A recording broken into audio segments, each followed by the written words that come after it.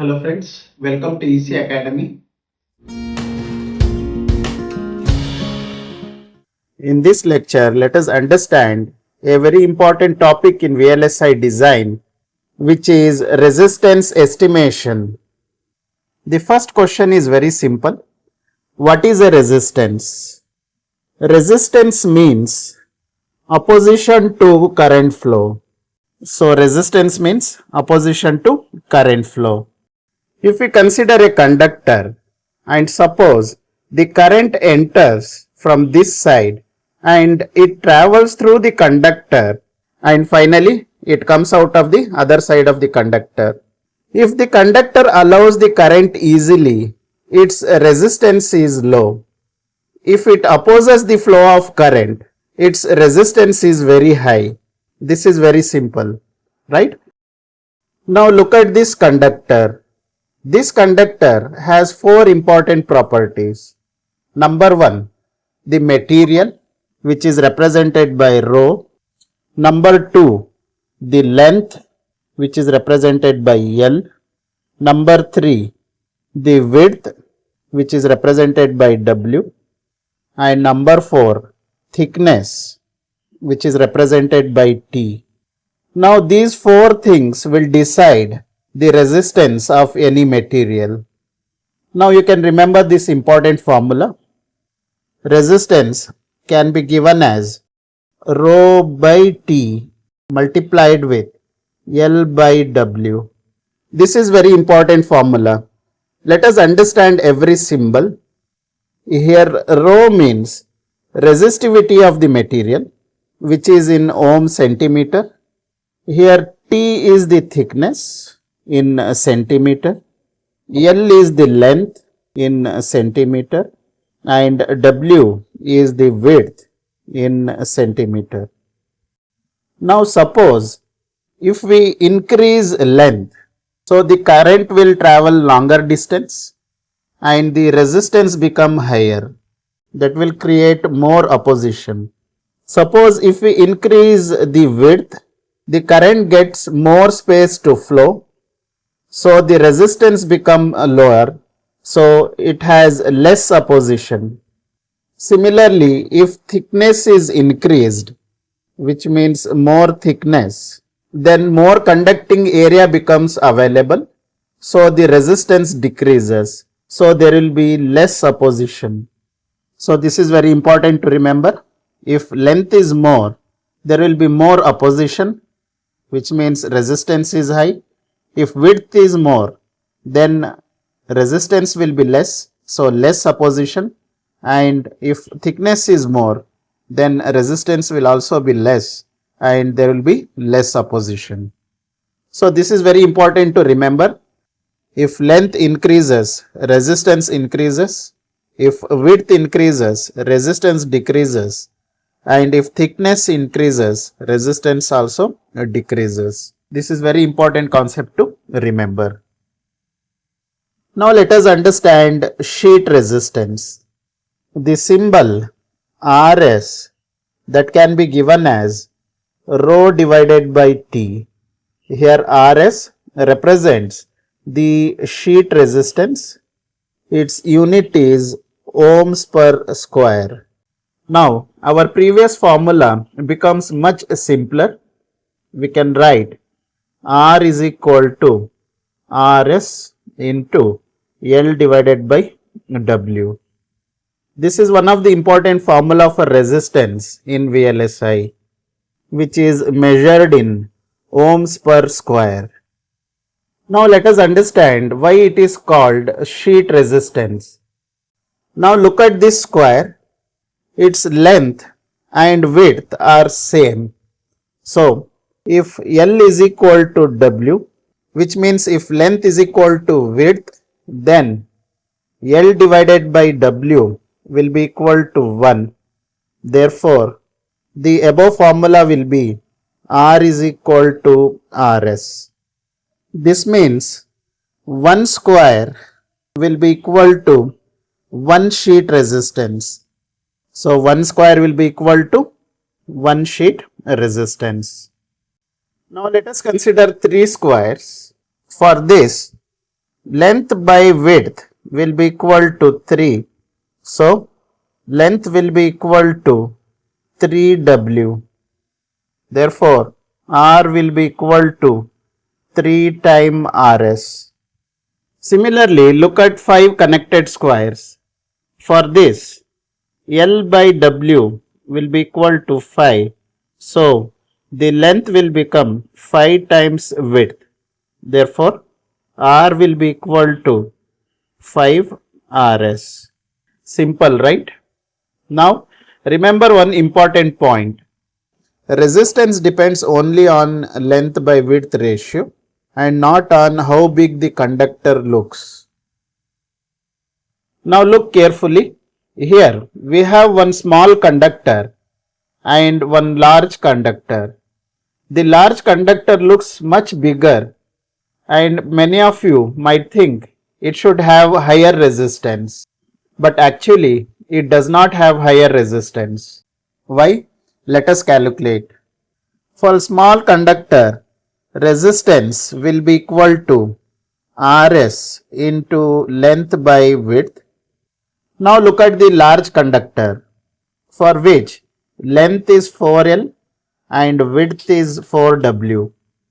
Now we can write the resistance R will be equal to Rs into 4L divided by 4W. So we can cancel out these two 4. So we will get resistance is equal to Rs into L by W. So both the conductors have same resistance. So what is the conclusion? Different size have same resistance if their length and width ratio are same. So we can say resistance depends only on L by W ratio. Now let us look at some practical values. This table gives the sheet resistance of different materials. First, the metal aluminium. The minimum value is 0.03, the typical value is 0.05 and the maximum value is 0.08 ohms per square. So from this we can understand that the metal has lower resistance. That's why the metals are used for interconnections. Now let us understand silicides. The minimum value is 2, the typical value is 3 and the maximum value is 6 ohms per square. These values are higher than the metal but lower than diffusion and polysilicon layer. Next we have diffusion. Diffusion has much higher resistance. Why? Because the resistance will depend upon the doping concentration. Finally, we have polysilicon. The typical value of polysilicon is 50, which is much higher than metal. So we avoid making very long interconnection using polysilicon. So you can remember the resistance increases in the same order. So you need to remember the important note. The metal has lowest resistance. Silicides has moderate resistance. In diffusion, resistance depends on doping and polysilicon has higher resistance. You can observe from the above table, metal has lower resistance, silicides has moderate resistance. The resistance of diffusion depends upon the doping, and then we have the polysilicon with higher resistance. So you can remember this order for increasing resistance. Now let us understand the process dependency. So what is process dependency? It means that the resistance of the material depends on how it is manufactured during the fabrication process. So process dependency means the resistance of the material depend upon how it is manufactured during the fabrication process. If we consider metal resistance, the metal resistance depend mainly on material properties. So for metal, the resistance is almost fixed. Now look at the second point. The diffusion layer resistance will depend upon the doping concentration. This doping concentration is introduced during implantation. If we say doping, it means adding a small amount of impurity atoms into silicon. This will change the number of charge carriers. More charge carriers usually means lower resistance. Less number of charge carriers usually means higher resistance. Now look at the third point, which is polysilicon resistance. Polysilicon resistance also depends upon implantation and doping concentration. So unlike metal, diffusion as well as polysilicon do not always have same resistance. Their resistance changes according to fabrication process. So we can say for diffusion and polysilicon layer, resistivity changes with dopant concentration. So you need to remember, if the process parameter changes, process parameters like doping, implantation and thickness etc. If these parameters changes, it will change the resistivity or resistance. If resistance changes, then it will change the circuit performance. Circuit performance like speed, power and reliability. So all these are interrelated. So change in process parameter will change the resistance. Change in resistance will change the circuit performance. So here you need to remember, the accurate resistance estimation requires the knowledge of process parameter. To accurately estimate the resistance, we need to have the knowledge of process parameters. Now let us understand the channel resistance in transistors. Now look at this MOS transistor diagram. Here we are having source, gate and drain. When we apply correct gate voltage, a conducting path is formed between source and drain, which is known as a channel, and the current will flow through this channel from a source to a drain. And since current flows through this channel, the channel also has resistance. This resistance is known as channel resistance. So we can say the current ID will flow through the channel. In MOS transistors, the VI characteristics are not linear. So we can use the approximate channel resistance that can be given as RC is equal to K into L by W. Here L is the channel length, W is channel width and K is a process constant. And this equation is mainly used in linear region of MOSFET operation. Now let us understand the effect of L and W. Suppose the channel become longer, current has to travel a longer distance. So the resistance increases. Now if the channel becomes wider, more space is available for current. So the resistance decreases. This is the same idea that we studied for sheet resistance. For both NMOS and PMOS, the value of K is usually between 5000 and 30,000 ohms per square. This value depends upon the manufacturing process. So here you need to remember, longer channel length will have higher resistance and wider channel length will have lower resistance. So if channel length increases, channel resistance increases, and if channel width increases, the resistance decreases. Now let us understand how temperature affects the resistance. Now look at the thermometer. If the temperature increases from 25 degree to 50 degree and then to 75 degrees centigrade, what happens inside the transistor? As temperature increases, the movement of charge carrier become more difficult. This means the mobility decreases. When carrier mobility decreases, the current flows less easily. Therefore, the channel resistance increases. If channel resistance increases, the switching time and power dissipation increases. Everything is connected. Higher temperature affects entire circuit. So you need to remember the resistance increases by approximately 0.25% per degree centigrade above 25 degrees. So this is very important point to remember. So we can say the switching time and power dissipation vary with the temperature. So you need to remember switching time and power dissipation vary with the temperature. Until now, we have studied only simple rectangular conductors, but in real VLSI layout, conducting paths are not always rectangular.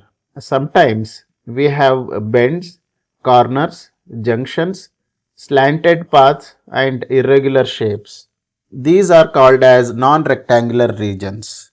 The resistance of non-rectangular regions are more complex than simple rectangles. Now the question is, how do we calculate the resistance of such complex shape? It is very simple. We divide the complicated shape into smaller rectangular section and then calculate the resistance of each section. Finally, we combine all these resistances. This gives the approximate total resistance. Now for a simple rectangle, the resistance will depend upon L and W, which can be given as R is equal to L divided by W. Now look at this parallelogram. Even though the shape is different, its resistance still approximately depend upon W and L. Therefore, the resistance of this parallelogram will be equal to R is equal to L by W. Now let us consider a trapezium with two different width and length. We can write the formula as resistance is equal to 4L divided by L plus 4W1. And if we consider another shape of trapezium, for this the resistance can be given as R is equal to 2L divided by L plus 2W1.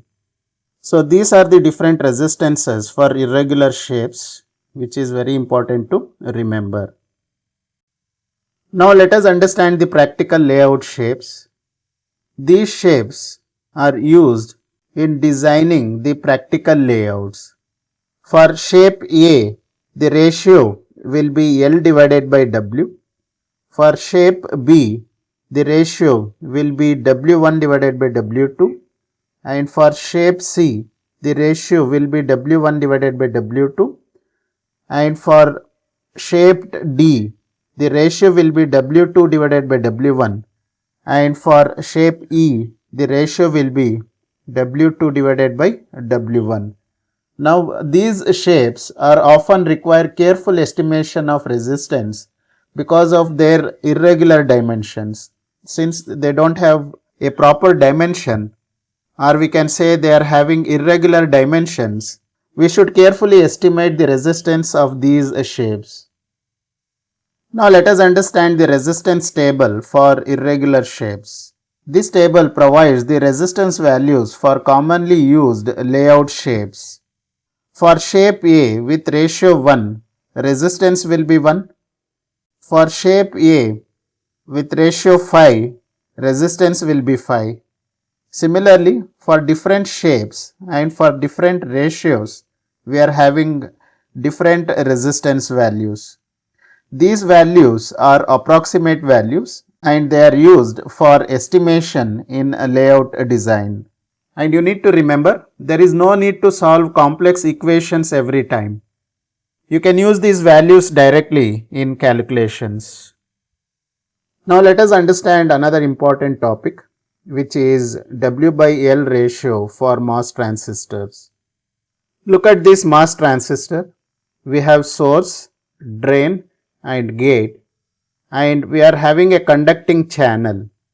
In a simple transistor, finding width and length is easy, but in irregular transistor, the channel is not straight. So finding the effective width and length will become difficult. So for a given MOS transistor, effective W by L must be estimated. So we must calculate effective W by L. This will give an equivalent transistor that behaves like irregular one. This helps in accurate circuit analysis. And also you need to remember the source and drain placements are very important. If source and drains are placed incorrectly, the current path changes and then the resistance will also change. So you need to remember, good layout gives correct resistance give better circuit performance. So you need to remember, for irregular shapes, the effective W by L must be estimated carefully. Source and drain placements are very important and good layout will give correct resistance and correct resistance gives better circuit performance. Now let us understand the resistance estimation of contact and via. Many of us think that only conductors have resistance, but that is not true because contacts and vias have resistance. First let us understand contact. A contact connects diffusion to a metal one and the current will flow through this tiny contact. Therefore, this contact has resistance. Via will connect metal 1 with metal 2 and the current will pass through this. Therefore, via will have resistance. So, we understood that contacts and vias also introduce resistance. As the size of contact and via decreases, resistance will increase. The typical value of resistance range from 0.25 ohm to 100 ohm depending upon the fabrication technology. Hence, careful design is required to minimize resistance and ensure proper signal transmission.